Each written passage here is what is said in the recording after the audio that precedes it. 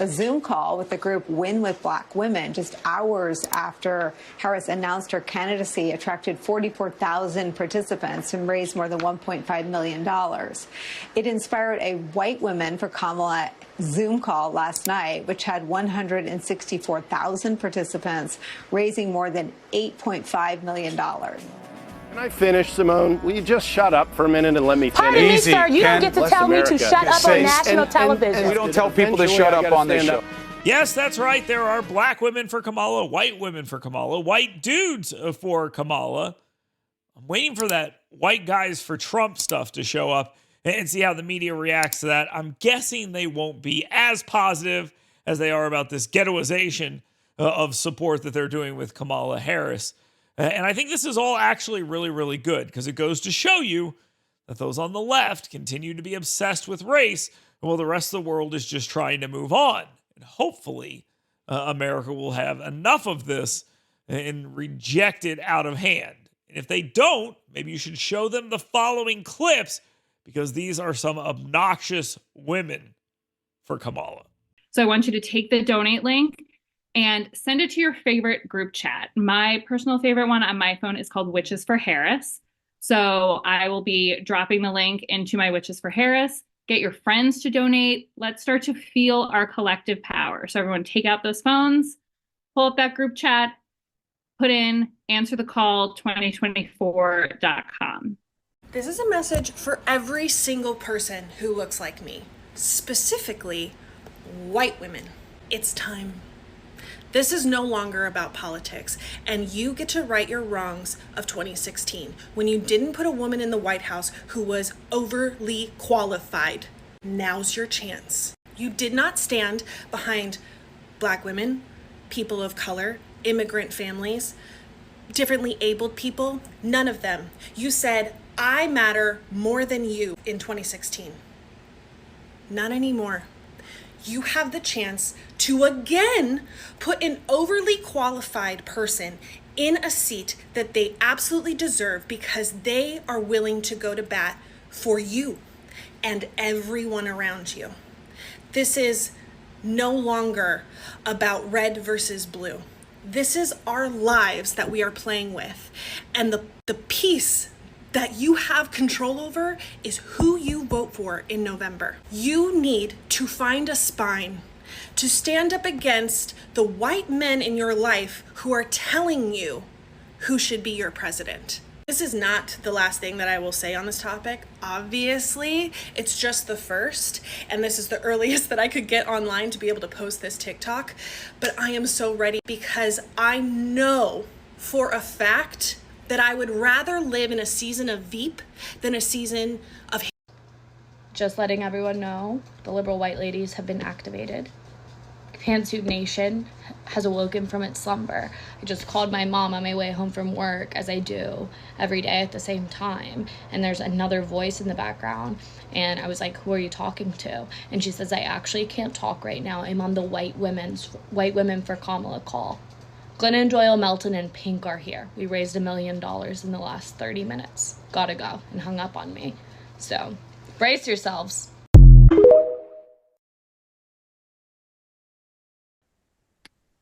If we decide to show up, we don't have to wonder or worry that we might fuck up and get in trouble. We will fuck up and we will get in trouble over and over. That's how this goes. Mistakes will be made and feelings will be hurt. And I will say out loud that I feel afraid about that because we white women do not yet know how not to turn on each other. I don't know how yet either. But this time I'm going to learn. Because listen to me, this moment could be historic in a different way too. We as a group of white women could do this moment and this 102 days differently. We could put ourselves out there and we could make mistakes and get scared and disagree and hurt each other's feelings and still stay connected to each other. We could let people be angry with us and disapprove of us and mock us even and not take our ball and go home. We could decide to care more about our children's futures than our own comfort. We could not just post trust Black women. We could also start doing it. We could recognize that Black women know how to do this and we do not. Incredible job. Let us take our cues from them. 40,000 Black women just the other day, like literally in the snap of a finger, win with Black women, getting organized and getting around this. White women, this is our opportunity to show up, not only for ourselves, but for Black women. They've given us the whole playbook on how to show up and energize and be organized and really do the right thing and to tap into all of our networks. So let's just follow their lead. This is going to be an incredible time. It's going to be hard. We all know that, but we can do hard things, right? Just a couple of things. Everybody has said it, but like organize, organize, organize. Keep talking to people, coffee shops, do a fundraiser, conversations that you have, like you have no idea how many conversations those people are having. So keep doing that. Donate, obviously, if you have those means, donate, donate, donate, get your friends to donate. Every dollar counts, as we know, and vote. Nothing really matters if you don't vote. So many people and women have fought for our right to vote and have continued to keep that safe and continue to give us the opportunity to live in this amazing country and continue to fight for our country living up to what the promise is. I think Kamala said that the other night, and I loved that. So get out there, vote, make sure you're registered, make sure your friends are registered, everybody. I think probably everybody on this call is, but let's go for the next 100 and some odd days. When you speak poorly of women in power, those women will never hear you, but your daughters will, your sisters will, your mothers will, your grandmothers will, your cousins will, but also your sons will. And I watched a clip of Trump's speech tonight. I think it was tonight, where he was saying, you know what? I'm not going to be nice anymore. So is it okay with you all if I'm not nice anymore?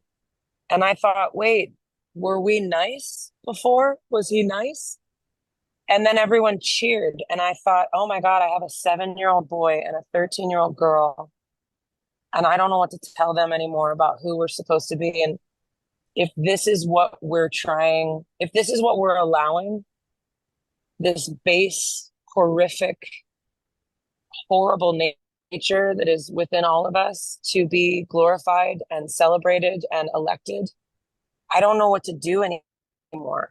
I will lose. I'm not a person that loses hope, but I'm feeling like I'm losing a little bit of hope if this is what we're doing.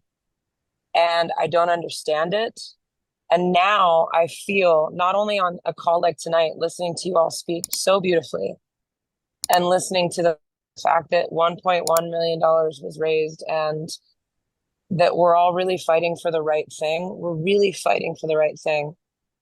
And it's not about which candidate is perfect. It's which candidate is human and wants to keep us all human.